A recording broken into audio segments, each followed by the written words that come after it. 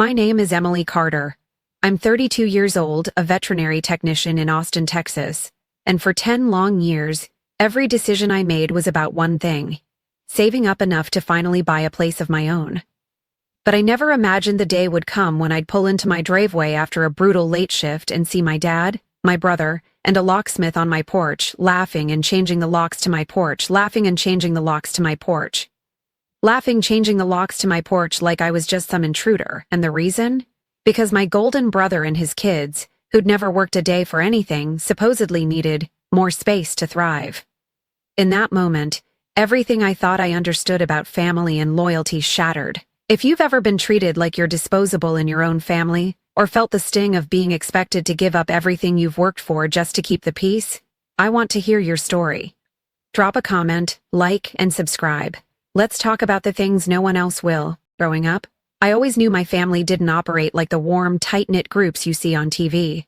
My parents, both retired high school teachers, had built their lives on routines and expectations, believing in hard work, good manners, and above all else, family loyalty. But that loyalty never quite meant the same thing for each of us. There was always an unspoken rule in the Carter household. My older brother Adam came first. I was the afterthought, the one meant to quietly fit around his needs and dramas. Adam is 3 years older than me, and for as long as I can remember, he's been the son our family revolved around. I used to watch him as a kid, golden hair and easy charm, breezing through life with the confidence of someone who'd never been told no. My earliest memories are little moments that probably seemed insignificant to anyone else. Adam getting the biggest slice of cake on birthdays, the front seat in the car, the last C in every family decision, no matter how trivial. If he wanted something, it was just easier to give in. My parents, James and Linda, never admitted they had a favorite, but anyone could see it. My dad would light up when Adam walked into the room, asking about his latest project, congratulating him on whatever half-baked idea he was chasing that month. Mom, more subtle but just as complicit, always made excuses for Adam when he slipped up. "Boys will be boys," she'd say, or "Your brother just needs some time to find his way." When I got straight A's or brought home a painting from art class, the most I got was a distracted, "That's nice, honey." But if Adam scraped by with a C- in chemistry, it was met with proud applause and promises of a celebratory dinner. That kind of dynamic shapes you. I learned early on that the only person I could truly count on was myself. I became quiet, responsible, almost invisible. After school, while Adam was out getting into trouble with his friends or chasing some new hobby, I'd be at the kitchen table, finishing homework, making sure dinner didn't burn, or quietly listening to my parents complain about bills and lesson plans. I learned to mend clothes, cook for myself, and, most importantly, keep my head down. When it came time for college, there was no question Adam would get the Carter family support. He wasn't a bad student, but he lacked any real focus. His dreams changed every semester. First it was architecture, then business, then something about marine biology. Each switch came with new tuition bills and a mountain of supplies. My parents paid it all, no hesitation. "Your brother needs a chance to find his passion," Dad would say, writing another check. Meanwhile, I was quietly applying for scholarships, taking out student loans and picking up shifts at the local animal shelter just to scrape by. No one really asked me what I wanted. I loved animals, always had, and somewhere deep down, I knew I wanted to work with them. Veterinary medicine was my dream, but becoming a vet was financially impossible. So I settled for veterinary technology, a field I still loved, and one that let me start working sooner. When I graduated college, top of my class, by the way, my parents didn't even come to the ceremony. Adam had lost his job again, and the family needed to be together. I tried not to be bitter. After all, that was the Carter way. Adam first, everyone else picks up the pieces. But bitterness creeps in when you spend enough time being invisible. I remember sitting on the floor of my empty one-bedroom apartment after graduation, eating canned soup, and wondering how my brother could be living in our parents' newly renovated basement, driving a car Dad had co-signed, while I was rationing groceries to make rent. But the thing is, you get used to it. You build calluses around the wounds. You learn not to expect much. Instead, I funneled all that energy into work. I loved my job at the vet clinic more than anything. The days were long, messy, and often exhausting, but I thrived on the responsibility. The animals didn't care about family hierarchies or who was the favorite. They needed kindness, patience, and a steady hand. Things I had in abundance. I worked double shifts, volunteered for the hardest cases, and put every extra dollar into savings. My dream was simple. I wanted a place of my own. A home where I could lock the door, breathe easy, and finally, just for once, not worry about who needed me to sacrifice for them. Back at home, things never changed. Adam met Jennifer in his late 20s, a woman as charming and aimless as he was. They got married after a whirlwind romance, had 2 beautiful kids, Mason and Lily, and promptly moved into our parents' house temporarily because Adam was between jobs again. My parents gave them the finished basement and basically turned over the run of the house, explaining to anyone who'd listen that family always comes first. When Jennifer got bored and left Adam for a more ambitious man, he became a single father, and my parents' world narrowed down even further around him and the kids. Any boundaries I'd ever hoped for vanished entirely. Sometimes it felt like I was living in a different world from the rest of my family. When I called to check in, my parents barely asked about my life. They wanted updates on Adam's job search, Mason's asthma, Lily's dance recitals. If I mentioned something good, like a promotion or finally hitting a savings goal, it was brushed aside for the latest Adam drama. My dad always said, "Don't take it personally, Em. Your brother just needs us more right now." I moved out for good after college and only went back for holidays, birthdays, the occasional emergency. Even then, I was expected to help, set the table, mediate arguments, give Adam gas money, or take the kids to soccer practice. If I ever pushed back, my mother would sigh and remind me, "Emily, you're the strong one.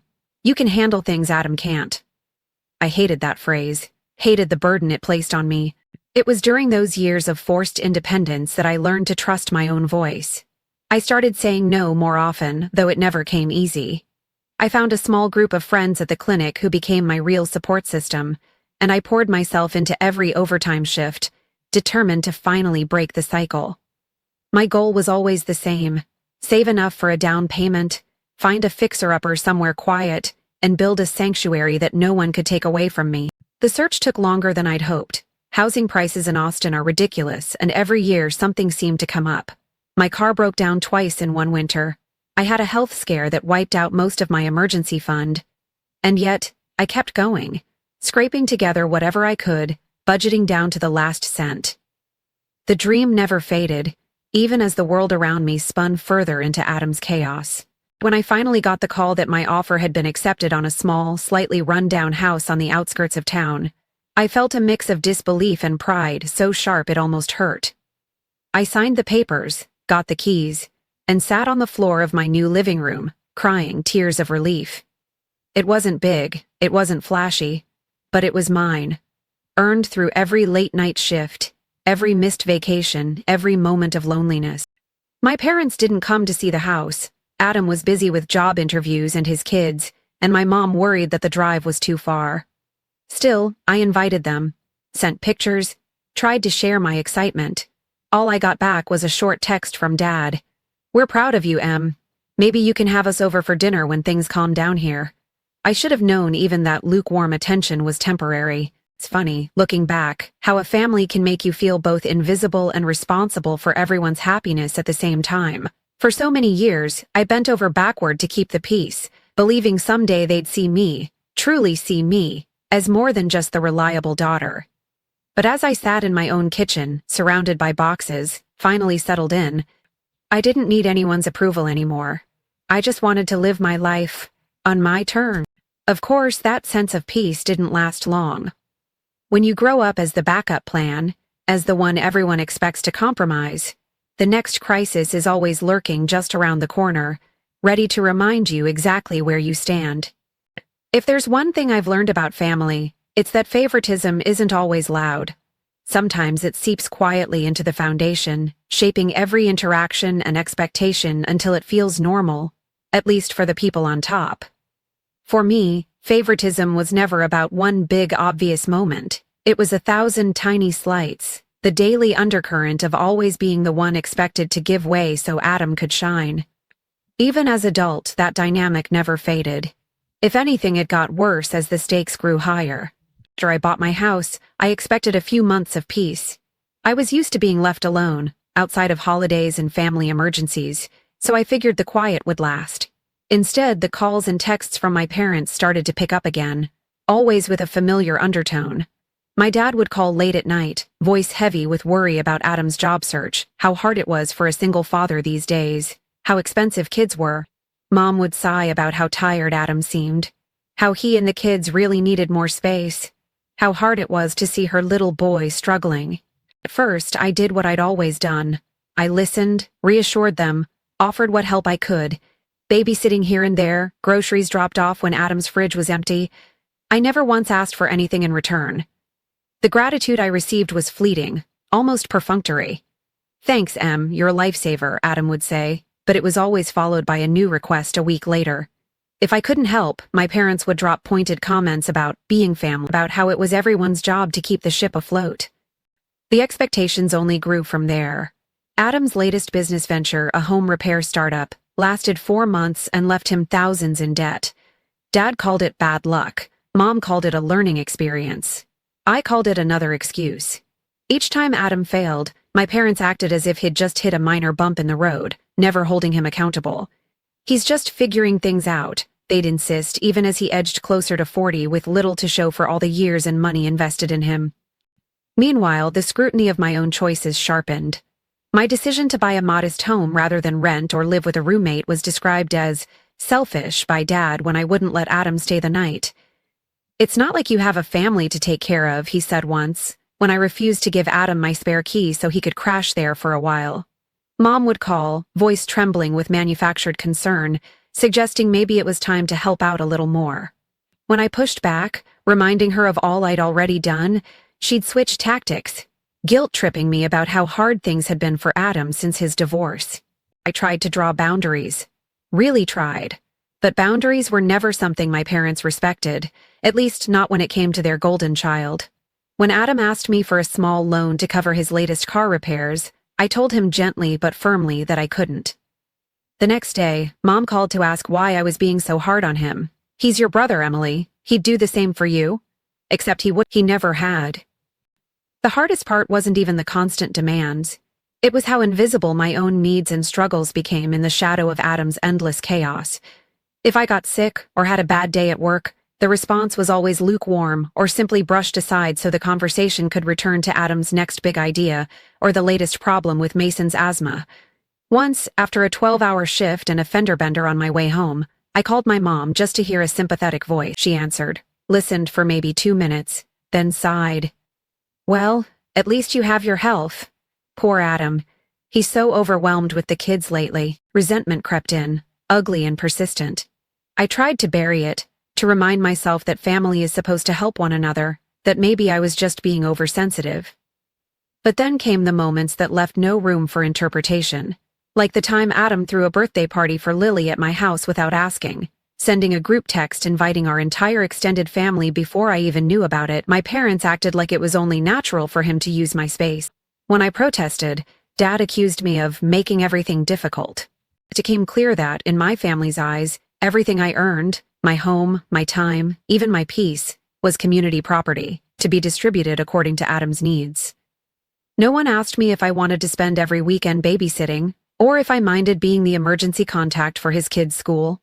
I was simply expected to do it. Adam, for his part, acted like it was all perfectly fair.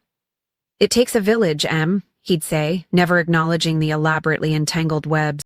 Whenever I tried to talk about how I felt, my parents would quickly steer the conversation back to Adam's difficulties, using his kids as shields. "Think of Mason and Lily," Mom would plead. "They deserve every chance. Don't you want them to have a stable home?" The implication was clear. My reluctance wasn't just selfish, it was cruel. There was always an excuse for Adam's missteps. When he maxed out a credit card, it was because he's just bad with money, not irresponsible. When he lost another job, it was because the boss didn't appreciate his creativity. Each time, my parents found someone else to blame. If I ever suggested that Adam needed to learn from his mistakes, the backlash was immediate.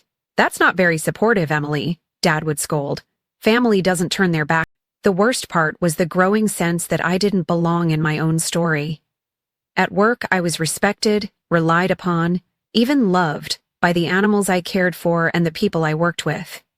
At home, I was the backup plan, the one expected to catch Adam every time he fell, even if it meant falling myself. My friends saw what was happening long before I did. They'd listen to my stories, shaking their heads in disbelief. "You can't keep doing this, Em," my friend Sarah told me one night over takeout. "It's not your job to save your brother. Your family treats you like a safety net, not a person." I wanted to believe she was wrong, that it was just a rough patch, but as the months wore on, I started to realize that the pattern wasn't changing because no one else had a reason to change. Adam's sense of entitlement only grew. He'd show up at my house unannounced, let the kids tear through my living room, and help himself to whatever was in the fridge.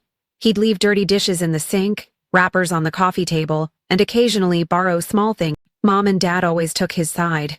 If I locked my doors or ignored his calls, they'd accuse me of holding a grudge or turning my back on family. I stopped inviting them over as often, not because I didn't want to see them, but because every visit came with a new request, a new expectation that I would give up something for Adam's sake. Despite all of this, I kept hoping things would change.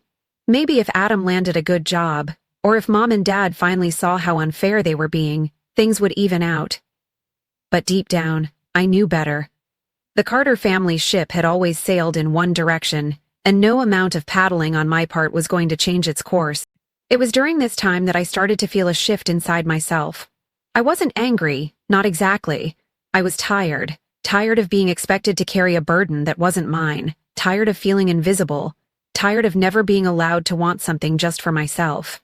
I didn't know it then, but the seeds of what would come next had already been planted. I was done being the family's insurance policy. I wanted to live my life for me, not for Adam, not for my parents, and certainly not for the sake of keeping a peace that had never really included me. But as I would soon learn, the universe, or maybe just my family, had one more test in store for me. One that would force every secret resentment and silent frustration out into the open, leaving me with a choice I couldn't ignore any longer. It was a Thursday evening in late fall, the kind of chilly dusk that settles into your bones even after you've cranked the heat and made a cup of tea.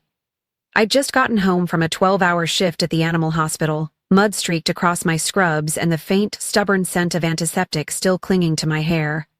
All I wanted was a shower, some leftover lasagna, and half an hour on the couch with my favorite true crime podcast before bed. Instead, my phone started buzzing before I'd even unlocked the front door. First, a call from Dad, which I ignored, too exhausted for another guilt trip. Then a text from Adam. "Hey sis, can you unlock the door? We're here." My stomach dropped. "We?" I hurried up the porch steps, fumbling with my keys, and that's when I saw it. Adam's SUV parked crookedly in my driveway, my dad's ancient sedan right behind, and, to my complete confusion, a white van from Mike's Mobile Lock 6 at the curb. In my front yard, Adam's kids, Mason and Lily, were running wild through the flower beds, their arms full of toys and half-unpacked cardboard boxes. Jennifer, his ex, apparently there for moral support, stood by the gate, phone in hand, filming the spectacle for her social media. The scene was so surreal I actually laughed for a second, thinking maybe this was some elaborate joke, a weird Carter family prank. Then I noticed the locksmith on his knees by my front door, drill in hand, and Dad standing over him, arms crossed like a foreman on a construction site. My heart hammered in my chest. I dropped my bag and marched over, trying, and failing, to keep my voice steady. "What the hell is going on?" Adam looked up, flashed his easy, lopsided grin, and said, "Hey, Em. Glad you made it home. We thought you'd be here by now." He gestured at the moving boxes stacked on my porch. Figured we'd get a head start. Before I could process any of it, Dad stepped forward, his expression the kind of forced calm he always used when he wanted to reason with me. "Emily, let's talk inside." He shot the locksmith a look, and the guy quickly moved aside, letting me squeeze past and into my own foyer, which already smelled like takeout, cheap cologne, and the faint underlying trace of betrayal. Inside, it was chaos. Mason had dumped a bag of Legos all over my hallway runner. Lily was already rearranging my couch cushions, and Jennifer had set up her phone for what looked suspiciously like a family vlog. Adam and Dad followed me into the kitchen, where the table was piled with bags of groceries I hadn't bought, and a half-eaten pizza. "Okay," I said, jaw clenched. Someone want to explain what's happening before I call the police? Adam put on his most wounded face, the one that had gotten him out of 1,000 jams growing up. Look, Em, things have just been really tough lately. The apartment at Mom and Dad's is falling apart. The kids are sharing a tiny room, and with the holidays coming up, we really need a fresh start. This place is perfect. It's big, safe, and close to the kids' school. Stared at him, speechless. Dad jumped in, as if he'd been rehearsing the speech all day. We talked about this, Emily. Your brother and the kids need more space. It's not fair for you to have this whole house to yourself while they're crammed in that little basement apartment. You can move back in with us until Adam gets on his feet. It's the right thing to do. My vision blurred with anger and disbelief. I'd heard a lot of entitled nonsense from my family over the years, but this was a new level. So let me get this straight, I said, voice trembling. You're just moving my brother and his family into my house without my permission? And I'm supposed to what, just hand over the keys because Adam needs a fresh start? Jennifer piped up from the living room, her voice bright and syrupy. We'll only be here a little while, Em. Just until Adam gets that new job sorted. The kids are so excited. They even picked their rooms already. Mason and Lily, as if on cue, squealed and ran up the stairs. Dad ignored my question entirely. It's just temporary, honey. You're young, single. You don't need all this space. Besides, family comes first. That's what we've always taught you. I felt the old shame flare up inside. The same shame I'd felt as a child for wanting something just for myself. The same guilt they'd used for years to keep me in line. But now, as I looked around at the chaos in my kitchen, my home, I felt something stronger. Resolved. I'd worked for everything in this house. The sweat, the overtime shifts, the endless budgeting. All of it was mine. No one had a right to take it away. I squared my shoulders and forced my voice steady. You don't get to make this decision for me. This is my house. I pay for it, I live here, and I decide who stays under this roof. I'm sorry if that's hard to hear, but that's the truth. Adam's face fell. He tried to rally, glancing at Dad for backup. Come on, Em. Don't be like that. It's not like we're strangers. We're family. You know I'd do the same for you. He actually said it with a straight face, as if years of asking for favors and never returning them had never happened. Really? I snapped, my patience gone. Because as far as I remember, every time I needed help, I had to figure it out myself. And every time you needed something, the whole family jumped to your rescue. Dad's jaw tightened. That's enough. We're not here to argue. We're here to support each other. Adam's kids need stability. You can make new arrangements. A bitter laugh escaped me. You mean move out of my own home and let you all move in? That's not supporting each other. That's taking advantage. Suddenly, Adam pulled out his phone and started filming, narrating for his followers about how sometimes family means making sacrifices, and how grateful we are that my amazing sister is helping us through a rough patch. Jennifer smiled and waved at the camera, and the kids shouted, "Hi, Grandma! Hi, Grandpa!" from upstairs, snatched the phone out of Adam's hand and turned it off. You don't get to spin this for likes. If you don't leave, I will call the police. I am not giving you my house, not for a month, not for a week, not for a single night. Dad's voice rose, stern and threatening. If you do this, Emily, you'll regret it. Don't think we won't remember who stood by the family and who turned their back. This house isn't more important than your own brother and his children. The silence that followed was heavy, thick with accusation.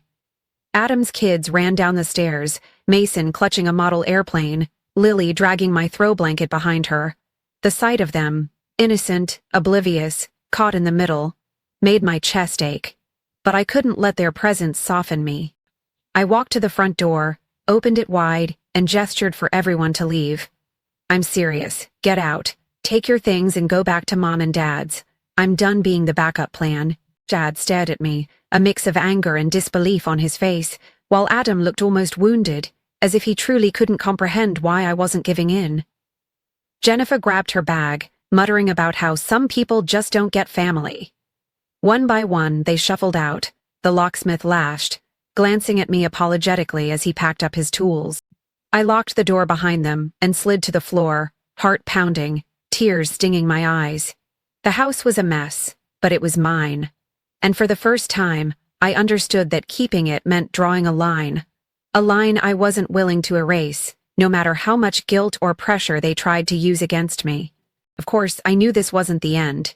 In my family, boundaries were just challenges to overcome, and I could feel the storm gathering outside my front door. But for that one quiet moment, with the lock clicking into place, I felt something like peace, mixed with fear, yes, but also a growing, stubborn pride that I would not give up what was rightfully mine. After that night, nothing in my life felt quite settled. I barely slept, waking up every hour to check the locks, startled by every unfamiliar sound, half expecting Adam or Dad to show up again with some new justification or a different set of keys. My phone buzzed constantly with texts from my parents, some pleading, some scolding. Adam left me voicemails full of practiced sadness and vague accusations. "I just don't understand why you're being so cold, Em. The kids miss you. You're their only aunt." Even Mom, who usually tried to play peacekeeper, sent me one long message about how family means making sacrifices and how someday I'd understand, when I was a mother myself. But I'd spent my entire life sacrificing for other people's comfort. This time, I was determined to hold my ground. By the weekend, the situation escalated. I came home from a morning run and found Adam's car in the driveway again.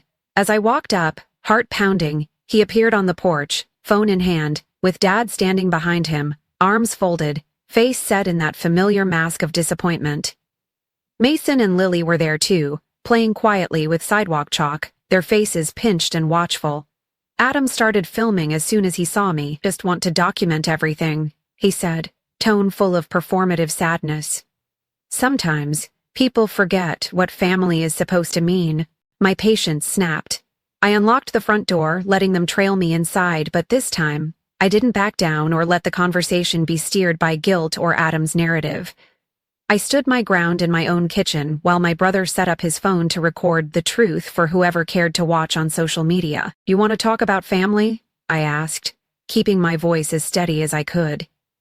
"Let's talk about how many times I've helped you out, Adam.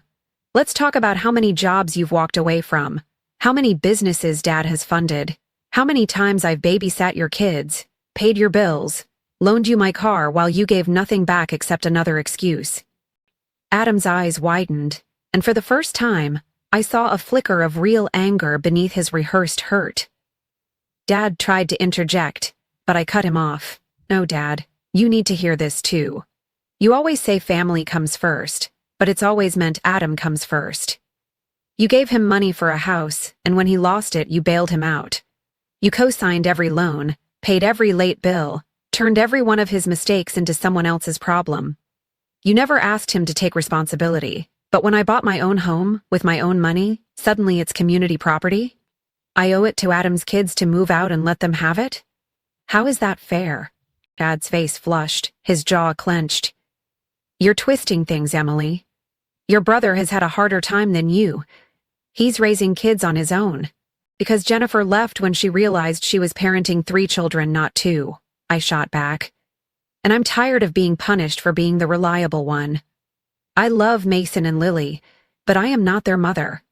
I am not your insurance policy. I am not Adam's emergency exit. I am your daughter, and I deserve the same respect and boundaries as anyone else in this family."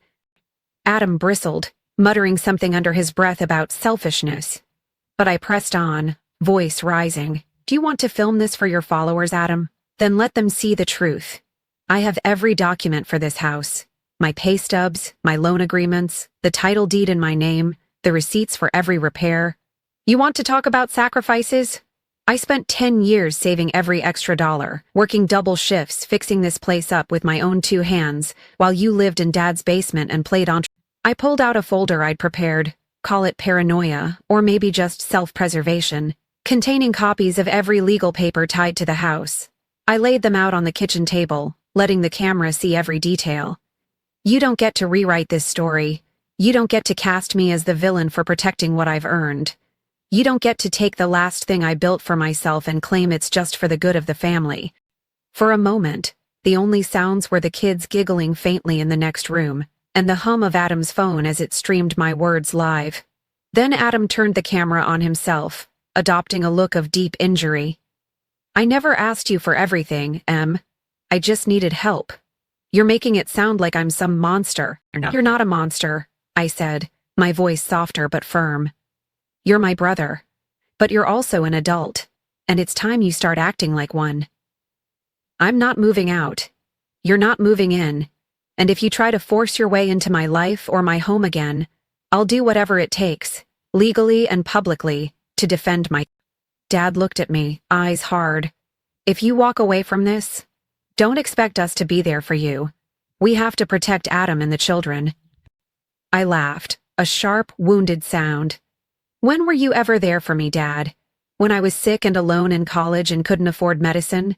When I worked holidays because you wanted to keep Adam's kids happy? When I bought this house and invited you to see it, and you didn't even call back? I've already learned how to be alone. I'd rather stand by myself than let you take one more thing from me." There was a strange stillness in the kitchen. For a heartbeat, I saw the truth settle in my father's eyes, a brief glimmer of recognition that maybe, just maybe, I wasn't the problem here. Adam didn't look at me. He focused on his phone, typing furiously, no doubt spinning a new story for social media about his cruel sister. Dad collected his coat, motioned to Adam and the kids, and left without another word. After they were gone, my phone blew up with texts and angry voicemails from relatives, some furious, some supportive, but all suddenly aware that the family's dirty laundry had been aired for the world. Some distant cousins messaged to say they admired me for standing up for myself.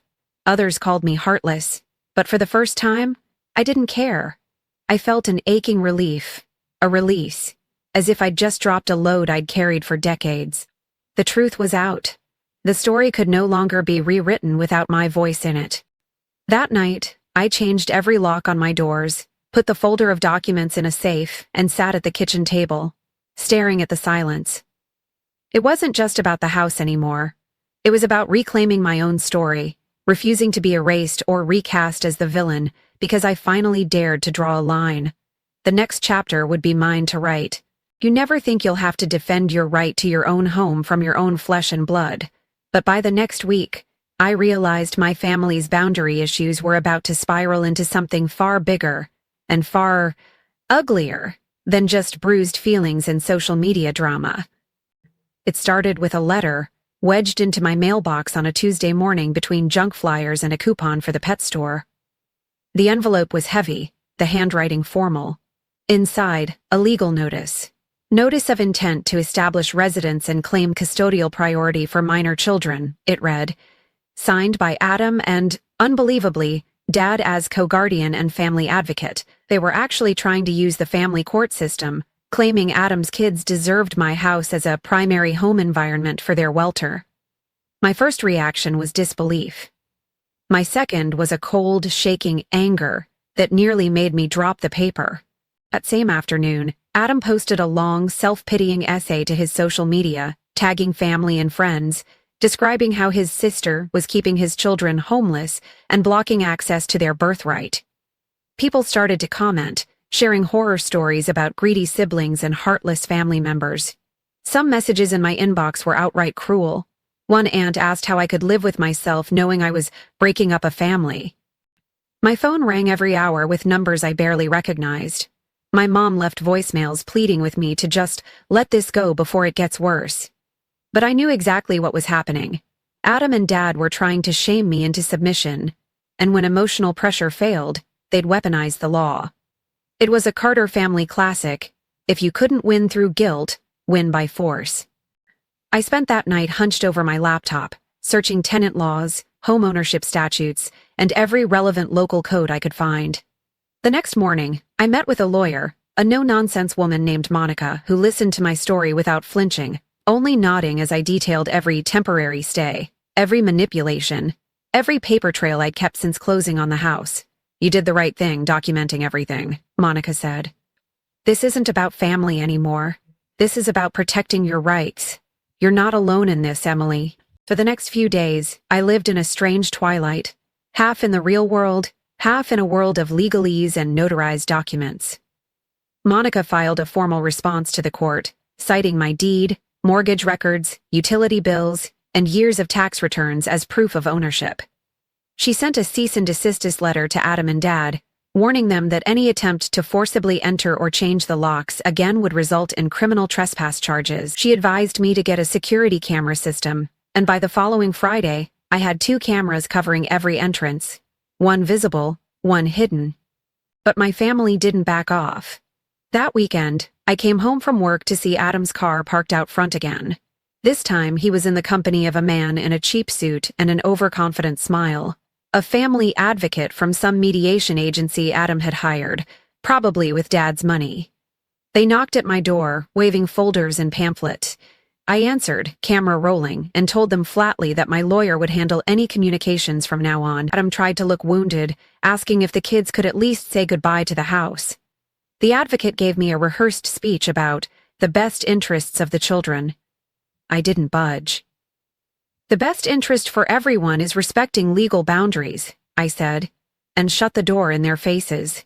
The next escalation was pure Adam. A locksmith's van pulled up one afternoon while I was at work, neighbors watching in confusion as Adam tried to have my locks changed for the children's safety. My neighbor Carla, who'd been following the drama, called me at work, and I immediately called the police. By the time I got home, 2 officers were waiting on my porch with Adam, the locksmith, and Dad all arguing on the step.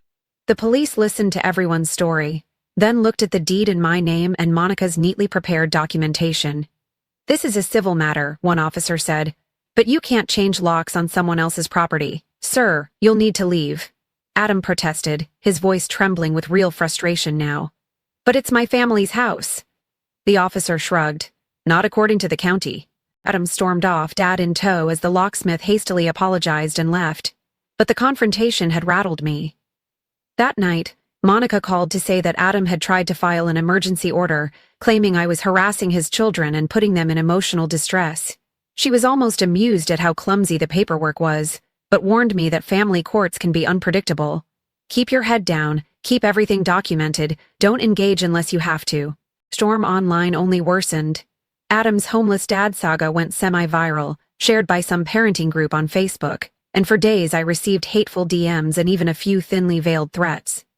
My resolve was tested every time a stranger called me a monster, every time a friend from high school messaged, "Is it true? Did you really kick out your brother's kids?" I tried to remember Monica's words. Protect your rights, don't engage, document everything. But the weight of isolation was crushing. Then karma started to shift. Monica discovered Adam and Dad had forged part of their legal claim, listing Adam's official residence as my address for months, even though I'd never consented. The paperwork included fake utility bills and a doctored rental agreement supposedly signed by me. Monica sent all of it straight to the judge, along with a timeline of every incident, social media post, and police report. The judge scheduled an emergency hearing, and Adam was served papers to appear in court. In the courtroom, everything changed. Monica argued my case with cool, measured precision, presenting my deed, payment records, security camera footage, and, most damning of all, the forged documents.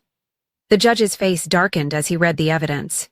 Adam tried to interrupt, claiming he was just trying to keep his kids safe, but the judge shut him down, reminding him that perjury and forgery are criminal offenses. Dad stammered through his own testimony, but under questioning, admitted they'd only wanted to give the kids a good life, not realizing how far things had gone. The judge ruled decisively in my favor. All claims to my home were dismissed. Adam and Dad were ordered to cease any further contact regarding my property, and the forged documents were referred to the district attorney's office for criminal investigation. The hearing was short, but its impact felt seismic. For the first time, Adam and Dad had to face consequences not just from me but from the law itself. News of the court ruling spread quickly through our family network. Suddenly, those relatives who had scolded me went silent, or even sent tentative apologies. The Facebook hate posts slowed, then disappeared. Even Adam's social media supporters began to ask uncomfortable questions about why a judge would rule against him if his story were true. That night, I sat on my porch with a cup of tea, listening to the hum of cicadas and watching the lights from my security cameras blink gently in the dark. I was still shaken by the ordeal, but for the first time, I felt something like justice. The law had drawn a line my family couldn't cross, not with guilt, not with force, Not with another story about— It wasn't about revenge. It was about self-respect. About finally being allowed to choose myself after a lifetime of being told that wasn't allowed. Karma had arrived, not as some grand cinematic punishment, but as the simple, quiet affirmation that I was right to stand my ground.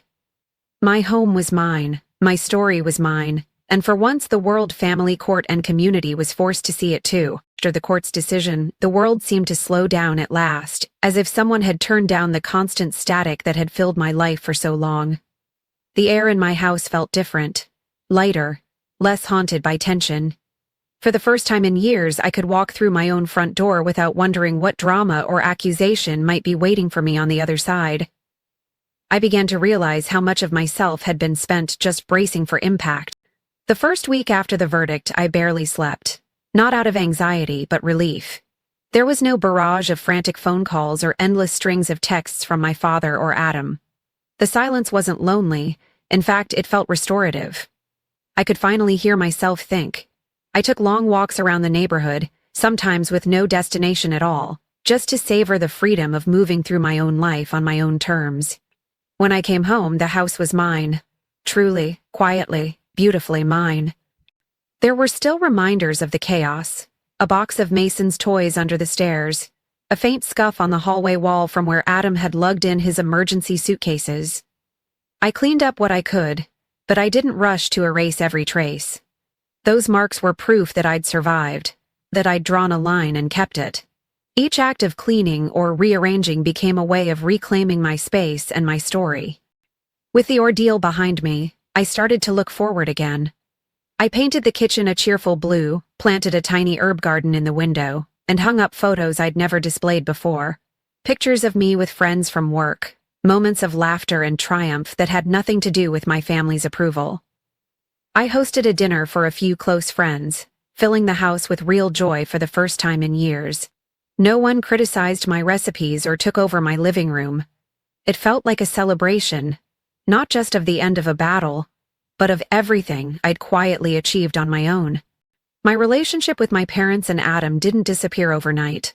My mom sent a letter, handwritten and rambling, equal parts apology and explanation.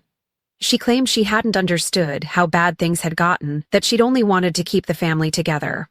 I wrote back, kindly but firmly, telling her that I loved her, but I needed distance for the first time. Adam tried in his own way to reach out. A text once, late at night, just a simple, "I'm sorry." I didn't reply right away. I needed time to grieve the brother I'd always hoped he'd be, the one who valued me, not just for what I could do for him, but for who I actually was. Maybe someday we'll find a healthier way forward, but for now, silence is a boundary I need. I also learned something about support. During the legal battle, my friends, neighbors, and even people at work rallied around me in ways I never expected. They brought me groceries, called just to listen, offered advice or legal contacts. Some shared stories about their own family struggles, about the courage it takes to stand alone when you've always been expected to bend. Their belief in me filled the spaces left by my family's absence, teaching me that chosen family, those who show up, who celebrate your joys and weather your storms, can be just as vital as blood. The court ruling also rippled through the extended family. Some relatives who'd condemned me at first quietly admitted, over time, that they'd never felt the Carter family rules were fair. Cousins messaged to say they admired my courage, even if they weren't brave enough to do the same. One or two aunts actually apologized for the angry emails, admitting they'd only heard one side of the story. I didn't need their validation, but it felt like a kind of closure all the same. The most powerful change, though, happened inside me. With each passing day, I became less interested in proving myself to people who never truly saw me, and more invested in nurturing my own happiness. I signed up for a ceramics class, something I'd wanted to try for years but always felt too guilty spending money on. I adopted a rescue dog, an old golden retriever named Henry, who snored on the sofa and greeted me at the door with more loyalty and warmth than most of my family ever had. Work became a joy again, not just a refuge. My boss noticed the change and offered me more responsibility, trusting me with training new hires and even considering me for a management position. I realized I'd spent years letting my family's drama define me, weighing down every step with guilt and the fear of being too much or not enough. Now, free from that weight, I felt lighter, more myself than I'd been in decades. Sometimes, memories bubbled up. Old wounds, the sting of my dad's disappointment, the echo of my mom's sighs, the sound of Adam's voice begging for one more chance. I let them come, but I didn't let them rule me. Instead, I remembered all the times I'd stood up for myself, all the moments I'd chosen what was right for me even when it was hard. I started to trust my own instincts, to believe that my worth didn't depend on someone else's approval, even if that someone was my own family. The truth is, family can be complicated, even heartbreaking. But setting boundaries, refusing to be erased or exploited, can be a radical act of love for yourself. I finally understood that letting go of old roles and expectations didn't mean I was giving up on my family. It meant I was giving myself a chance to heal, to grow, and to finally become the person I was always meant to be. As spring arrived in Austin, sunlight poured through my windows, and I realized I was, at last, at home. Not just within these four walls, but within my own heart and life. My story wasn't about the house, or the fight, or even about Adam and my parents. It was about choosing myself, and discovering that, in the end, that was more than enough. I no longer needed to ask for permission to exist, to take up space, to keep what was mine. I no longer felt guilty for saying no, or for putting my own happiness first. I was proud, not just of what I'd survived, but of how I'd transformed that survival into something strong and beautiful. For the first time, I was my own anchor, my own safe place. And with that, I was finally free. Thank you for staying with me until the end of my story. If you've ever been made to feel guilty for protecting what you've built or for setting boundaries with family, I hope you know, you're not alone. For too long I believed that being a good daughter meant sacrificing my own happiness for someone else's comfort. But I've learned that true love never requires you to lose yourself, your home, or your peace.